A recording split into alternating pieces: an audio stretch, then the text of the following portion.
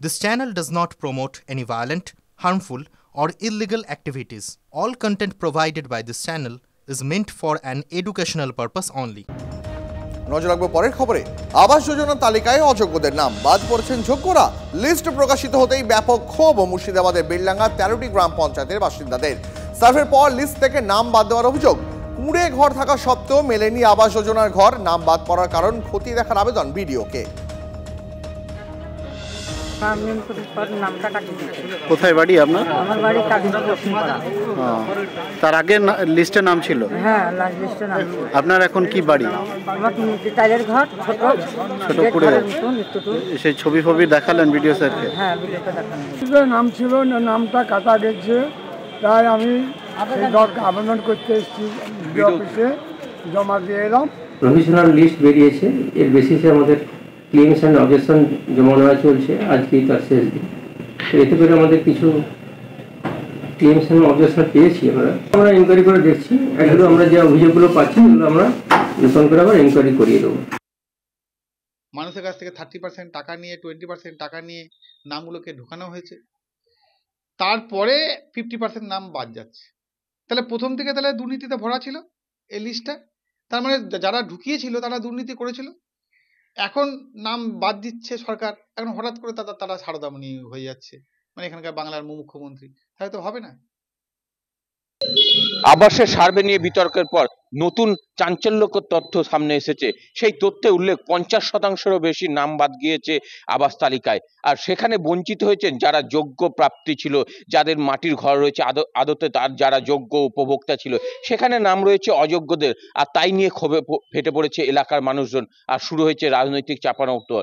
কোন জাদু বলে যারা অযোগ্য তাদের লিস্টে নাম রয়েছে, আর কোন জাদু বলে যারা যোগ্য তাদের নাম বাদ গিয়েছে? যারা আসল যোগ্য তাদের নাম কেন বাদ দেওয়া হলো, আর আবাস লিস্টে 50%ই বা কেন বাদ দেওয়া হলো, সেই সব প্রশ্ন এখন উঠতে শুরু করেছে। মুর্শিদাবাদ থেকে ক্যামেরায় সিদ্ধার্থর সাথে কৌশিক, TV9 বাংলা।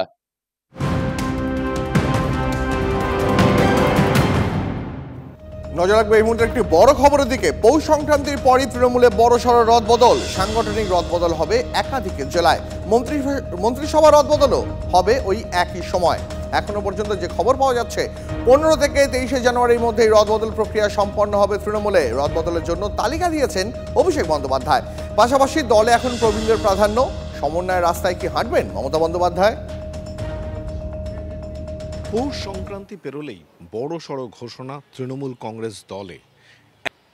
যেটুকু জানা যাচ্ছে যে আগামী 15 থেকে 23-এর মধ্যেই নতুন রদবদলের তালিকা প্রকাশিত হতে চলেছে তৃণমূল কংগ্রেস দলে, এবং একই সময়ে মমতা বন্দ্যোপাধ্যায়ের মন্ত্রিসভাতেও রদবদল হবে। এই রদবদল, এই দলের রদবদল কি অভিষেক বন্দ্যোপাধ্যায়ের প্রস্তাবিত যে তালিকা তা মেনেই হবে, নাকি প্রবীণদের পরামর্শ মেনে হবে, নাকি নবীন প্রবীণ দুই দিকে সমন্বয় সাধন করবেন মমতা বন্দ্যোপাধ্যায়? মাঝামাঝি রাস্তা নিয়ে পারফরম্যান্স এবং আনুগত্য দুটিকেই গুরুত্ব দিয়ে এগোবেন এই রদবদলের বিষয়ে? তা নিয়ে নিশ্চয়ই সবার নজর রয়েছে এই জানুয়ারি মাসের দিকে।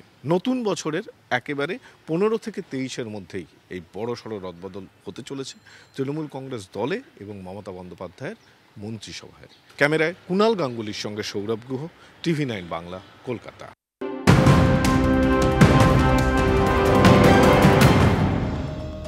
আর এবার নজর রাখবো এই মুহূর্তে একটি ব্রেকিং নিউজের দিকে। শহর কলকাতায় বিদেশি মহিলা শ্লীলতাহানির অভিযোগ। থাইল্যান্ডের বাসিন্দা, বছর 40-এর মহিলা কর্মসূত্রে সুকান্তনগরে থাকতেন। গতকাল রাত 11টা নাগাদ পিকনিক গার্ডেন থেকে অ্যাপ বাইক বুক করেছিলেন। অভিযোগ, গন্তব্যে পৌঁছানোর পর ভাড়া মিটিয়ে নিজের ঘরে চলে যান ওই মহিলা। পরে ফের ভাড়া চাইতে মহিলার ঘরে শটান ঢুকে পড়ে অ্যাপ বাইক চালক। সেই সময় চালকের সঙ্গে তার বচসা বাঁধে অশালীন মন্তব্য করার অভিযোগ এনেছেন ওই বিদেশি মহিলা। নরেন্দ্রপুর থানা এলাকা থেকে অভিযুক্তকে গ্রেপ্তার করেছে পুলিশ।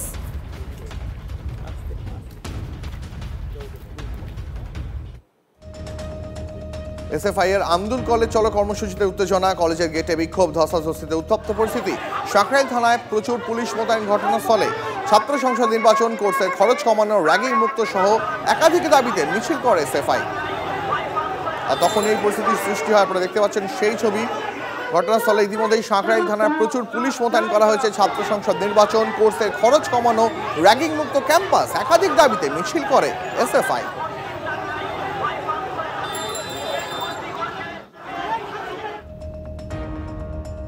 নজর রাখবো পরের খবরে। সিবিআই মামলায় অস্বস্তি বহাল রইল সুজয় কৃষ্ণ ভদ্রর। আগাম জামিনের না কলকাতা হাইকোর্টের। বিচারপতি জয়মাল্য বাগচি ডিভিশন বেঞ্চ খারিজ কালীঘাটের কাকুর জামিন মামলা। বিচারপতির প্রশ্ন, সিবিআই যদি গ্রেপ্তার করে তাহলে কেন হেফাজতে রাখা হয়নি? যদি গ্রেপ্তার হয় তাহলে জামিন পাওয়ার অধিকার থাকবে। মন্তব্য বিচারপতি জয়মাল্য বাগচির। সিবিআই এর আইনজীবী সওয়াল, হাসপাতালে ছিলেন বলে গ্রেপ্তার করা যায়নি, যে কোনো মুহূর্তে তাকে নিজেদের হেফাজতে নিতে পারি, তাই এই আগাম জামিনের মামলা গ্রহণযোগ্য নয়। সুজয় কৃষ্ণ আইনজীবী জানান, যেহেতু প্রোডাকশন ওয়ারেন্ট এখনো কার্যকরী হয়নি, তাই আগাম জামিনের আবেদন করা যায়। সিবিআই এর নয়া মামলায় তাকে যুক্ত করার পরেই আগাম জামিন চেয়ে আদালতে দ্বারস্থ হন সুজয় কৃষ্ণ ভদ্র। 1.5 বছর ধরে জেলে রয়েছেন কালীঘাটের কাকু। জ্বলছে গোটা বাংলাদেশ, আর শহর কলকাতায় প্রতিবাদ চলছে। কলকাতা এবার প্রদেশ কংগ্রেসের প্রতিবাদ মিছিল Theatre Road Bangladesh deputy high কমিশনে এই মুহূর্তে মিছিল গিয়ে পৌঁছেছে। আমাদের সঙ্গে রয়েছেন আমাদের সহকর্মী সুমন মহাপাত্র, একদম সরাসরি ঘটনাস্থল থেকে। সুমন, এই মুহূর্তে কংগ্রেসের মিছিল কত দূরে এবং কংগ্রেসের মূল দাবি দাওয়াগুলো কি?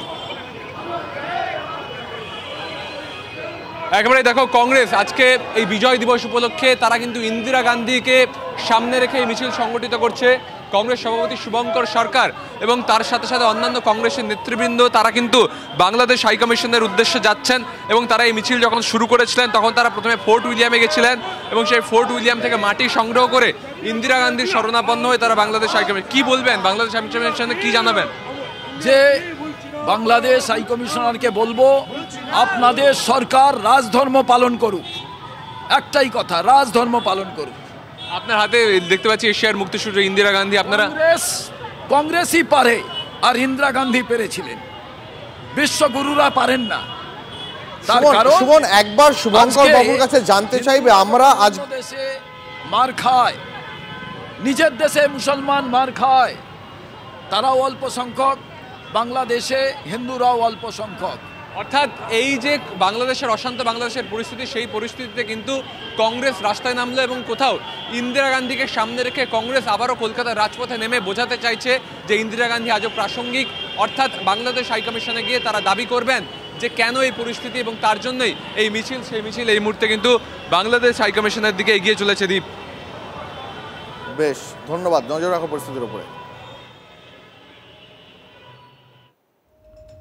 বিজয় দিবসে রাজ্যসভায় খার্গের মুখে বাংলাদেশ ইস্যু। বাংলাদেশের স্বাধীনতা অর্জনে স্মরণ করলেন ইন্দিরা গান্ধীর ভূমিকা, কিভাবে ইন্দিরা গান্ধীর নেতৃত্বে 1 লক্ষ পাক সেনাকে বন্দী করে স্বাধীন হয়েছিল বাংলাদেশ। মল্লিকার্জুন খার্গে তুলে ধরলেন সেই পরিসংখ্যান। 16 दिसंबर ये बांग्लादेश का लिबरेशन डे, जो हमारी बहादुर नेता इंदिरा गांधी जी पाकिस्तान के 2 टुकड़े करके और बांग्लादेश को लिबरेट करके और 1 लाख लोग, 1 लाख पाकिस्तानी सैनिकों को बंदी कराकर इस देश को बचाया, और इस देश की शान पूरे दुनिया में चले गई, और सारे लोग और 1 लाख लोगों को बंदी करना बहुत मुश्किल काम है। लेकिन जो जिनको आयरन लेडी कहते हैं, उसने ये बता दिया, अगर हमारे नजदीक अगर कोई आए तो उनकी खैर नहीं, ये उन्होंने बता दिया। और आज वो दिन है बांग्लादेश लिबरेशन, और वहाँ पर जो गड़बड़ी चल रही है, कम से कम ये लोग आंख खोलकर वहाँ के माइनॉरिटी को बचाने की कोशिश तो करें। বাংলাদেশ ইস্যুতে এবার কেন্দ্রীয় বিদেশ মন্ত্রী বিবৃতি দাবি করলেন অভিষেক বন্দ্যোপাধ্যায়। কেন্দ্রীয় সরকারের কড়া পদক্ষেপ করা উচিত। বাংলাদেশের সঙ্গে কি আলোচনা ভারতের বিদেশ সচিবের, সংসদে সেটা বলা উচিত, মন্তব্য অভিষেকের। सेंट्रल गवर्नमेंट को इसके ऊपर स्ट्रिक्ट स्टैंड लेना चाहिए। ऑलरेडी फॉरेन सेक्रेटरी गया है, पर फॉरेन सेक्रेटरी जाके क्या बात हुआ है, क्या आलोचना हुआ है, हाउस में आके बताना तो चाहिए। फॉरेन मिनिस्टर को, एक्सटर्नल अफेयर्स मिनिस्टर को स्टेटमेंट देना चाहिए। और ये नीति है पार्लियामेंट का, जो अंदर की दुविधा है वो लोग समझते हैं और सरकार की एक तरफा लोगों को गुमराह करने का प्रयास वो लोग सामने देख के सरकार को जब मौका आएगा सही सबक सिखाएगी। পদ্মাপাড়ে হিন্দু নিপীড়ন, এপারে প্রতিবাদ। কলকাতার রাজপথে প্রতিবাদে সনাতনীরাও, পথে প্রতিবাদে বঙ্গীয় হিন্দু সুরক্ষা সমিতি, শিয়ালদা থেকে রানী রাসমণি রোড পর্যন্ত মিছিল। আপনারা দেখতে পাচ্ছেন সেই ছবি এই মুহূর্তে শহর কলকাতায়, একদিকে রাজনৈতিক এবং অন্যদিকে সনাতনীদের মিছিল, দুটোই চলছে। পথে নেমেছে বঙ্গীয় হিন্দু সুরক্ষা সমিতি, শিয়ালদা থেকে রানী রাসমণি রোড পর্যন্ত মিছিল করছে তারা।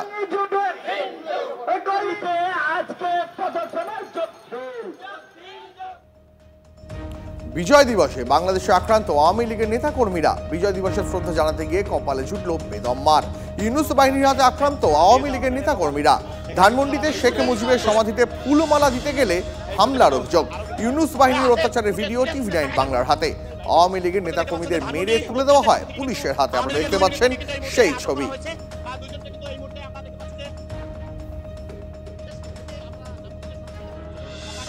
যারা সেলিব্রেট করছে ওদেরকেও যদি মারধার করা হয় তো এটা তো খুব দুর্ভাগ্যজনক। আমরা জানি কি 1971 ওয়ারে আমরা জানি কি ওখানে ইস্ট পাকিস্তান কত অত্যাচার করত, তো ও অত্যাচার থেকে লোকরা মুক্তি পেয়েছিল। তো এখন কি হয়ে গেছে কি পুরো উল্টো হচ্ছে, ওরা অন্য ভারত বিরোধী স্বর বলছে, তো এটা খুব চিন্তাজনক বিষয়। বাংলাদেশে হিন্দুদের উপর নির্মম নির্যাতন থামার নামই নেই। চট্টগ্রামে এবার হিন্দু কৃষকদের ফসলে আগুন ধরিয়ে দিল কট্টরপন্থীরা। সমস্ত ফসল নষ্ট, বুক ফাটা কান্না অসহায় কৃষকদের। বারবার মৌলবাদীদের রোষে সংখ্যালঘু হিন্দুরা হামলা হচ্ছে, ঘর পুড়ছে। এবার গরিব কৃষকের জমির ফসলও কট্টরপন্থীদের রক্তচক্ষু থেকে বাদ পড়ল না। সংখ্যালঘুদের সুরক্ষা দিতে কি ব্যর্থ ইউনূসের অন্তর্বর্তী সরকার?